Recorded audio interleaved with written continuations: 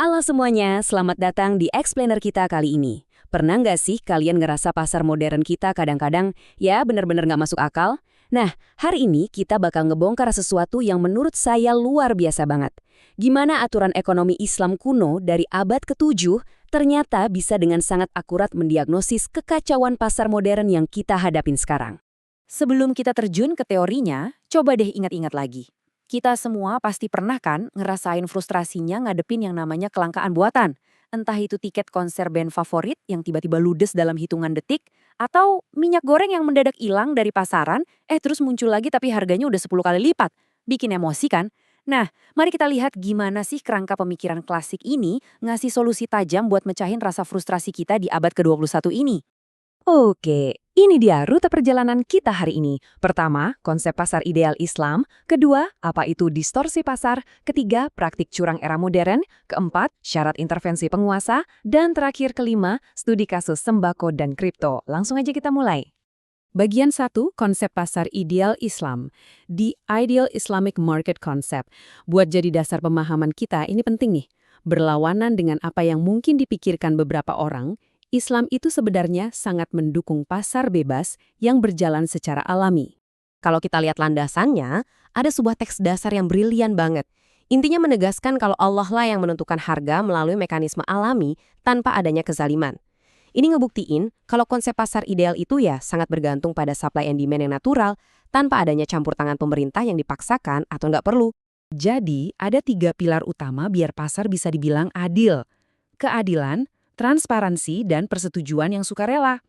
Bayangin aja, kalau 3 pilar ini terpenuhi, nggak ada yang dieksploitasi, informasi terbuka lebar, dan semua sepakat tanpa paksaan, wah, pasar bakal jalan dengan sangat sempurna dan efisien.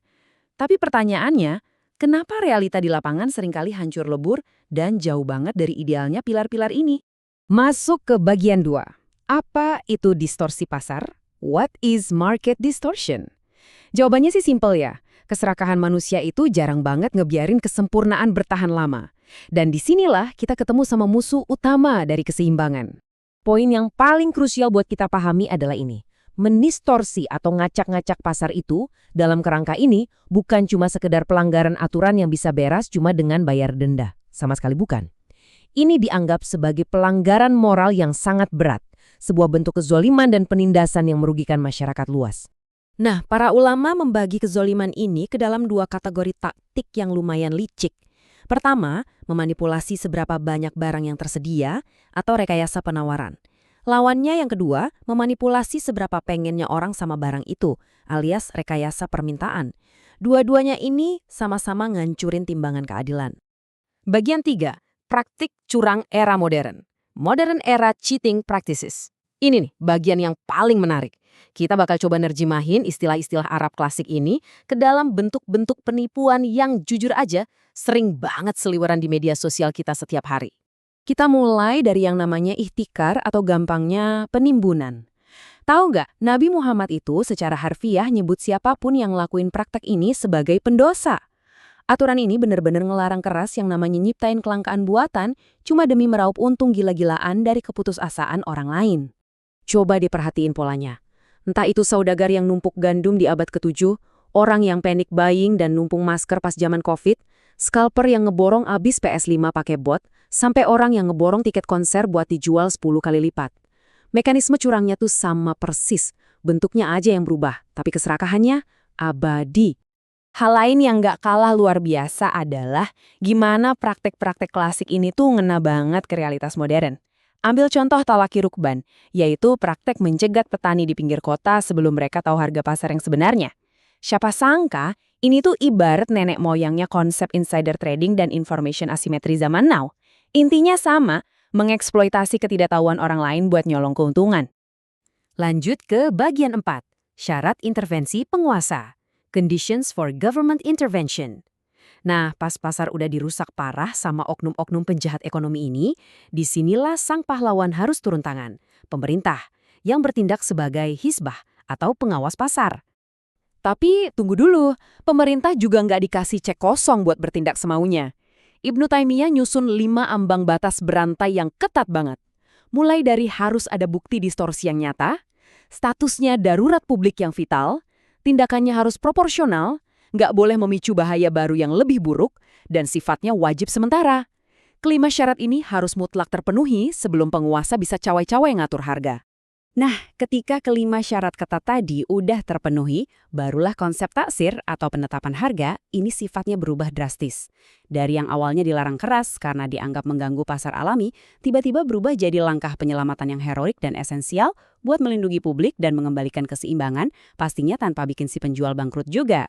Bagian 5. Studi kasus sembako dan kripto. Case Studies, Groceries and Crypto. Oke. Sekarang, mari kita uji mesin ekonomi kuno ini ke dua kegagalan pasar yang masif banget di abad ke-21. Kita mulai dari lorong sembako. Masih ingat krisis ini kan? Kalau kita lihat datanya secara objektif, harga minyak goreng waktu itu meledak nggak masuk akal. Lompat dari 11.000 jadi 28.000 rupiah per liter.